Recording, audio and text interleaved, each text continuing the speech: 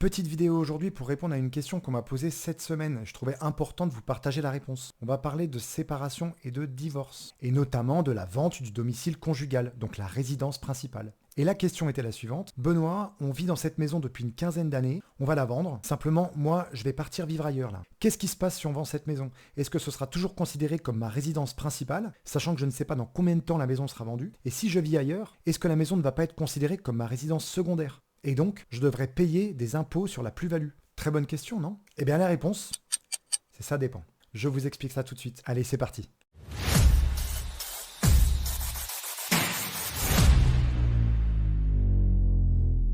Alors, quelle est la règle de base? Pour commencer, en France, lorsqu'on est propriétaire de sa résidence principale, on est de fait exonéré de taxation sur les plus-values. Pour quelle raison l'État nous fait ce cadeau? Eh bien pour favoriser la mobilité. Déménager, ça coûte cher. En plus, lorsqu'on décide de racheter un bien, on passe à nouveau par la case frais d'acquisition. J'en ai parlé dans la vidéo sur les frais de notaire que je vous invite à regarder. Et donc pour ne pas alourdir fiscalement encore plus la charge pour les propriétaires occupants, quand vous faites de la plus-value sur votre résidence principale, cette plus-value, elle est pour vous. Aucune taxe. Si vous avez acheté un bien au prix de 200 000 euros et que vous le revendez 250 000 euros, les 50 000 euros de plus-value sont pour vous. Ça, c'est la situation classique. Maintenant, qu'est-ce qui se passe en cas de séparation? Quand je parle de séparation ici, ça va concerner les concubins, les partenaires de Pacs et aussi évidemment les mariés. Et effectivement, lors d'une séparation, souvent, l'un des conjoints quitte le domicile familial. Et ça arrive avant la vente. Donc on peut se demander, la personne qui ne vit plus dans le foyer va changer de résidence principale et peut-être qu'ils vont vendre la maison ou l'appartement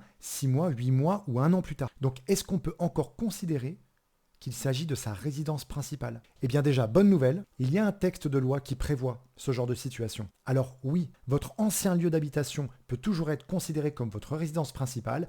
En revanche, il va falloir respecter deux conditions. La première, il faut obligatoirement que l'un des deux conjoints vive encore dans le logement au moment de sa mise en vente. C'est-à-dire que si les deux conjoints quittent le domicile conjugal pour aller vivre ailleurs chacun de son côté, l'administration fiscale va pouvoir considérer que cette maison-là ou cet appartement n'est plus le lieu de résidence principale. Ça passe donc en résidence dite secondaire et là, impôt sur la plus-value.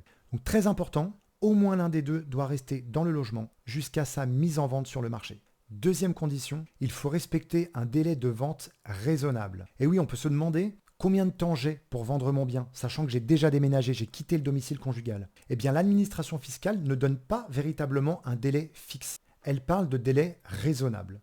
En général, ça va correspondre à un délai d'environ 1 an après la séparation. Mais c'est un délai qui peut être prolongé s'il y a bien sûr des preuves. Par exemple, une procédure de divorce complexe ou un marché immobilier tendu, ce sont des preuves pour prolonger ce délai. Cependant, il est important de considérer que le simple fait de mettre en vente le bien ne suffit pas à être exonéré d'impôt sur la plus-value. Petit message, si vous êtes en train d'apprécier cette vidéo, que vous apprenez des choses, eh bien abonnez-vous à cette chaîne. Vous verrez, on va aborder plein de sujets passionnants. Et laissez un commentaire, ça me ferait aussi très plaisir. Allez, on continue.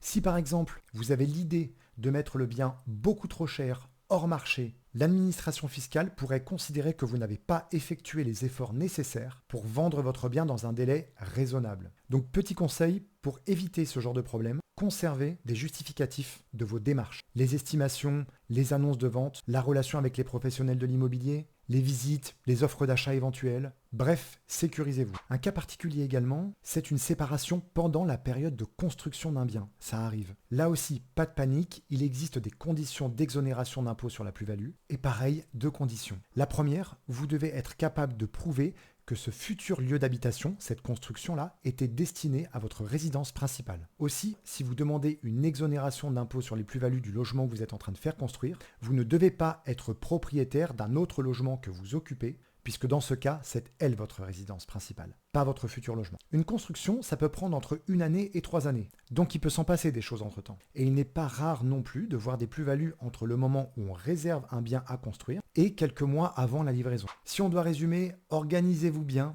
malgré les difficultés. Important, même si vous décidez de quitter le logement, il faut que votre ex-conjoint reste dans le logement au moins jusqu'à sa mise en vente. Et bien sûr, vous devez tenter au maximum de respecter un prix raisonnable pour rentrer dans le délai raisonnable fixé par l'administration fiscale. Ça serait dommage, en plus de la séparation, de payer un impôt supplémentaire parce qu'on a manqué de vigilance. Si vous avez des questions, posez-les en commentaire. Dites-moi si ce type d'information vous intéresse. Abonnez-vous pour ne pas manquer les prochaines vidéos et je vous dis à bientôt. Ciao!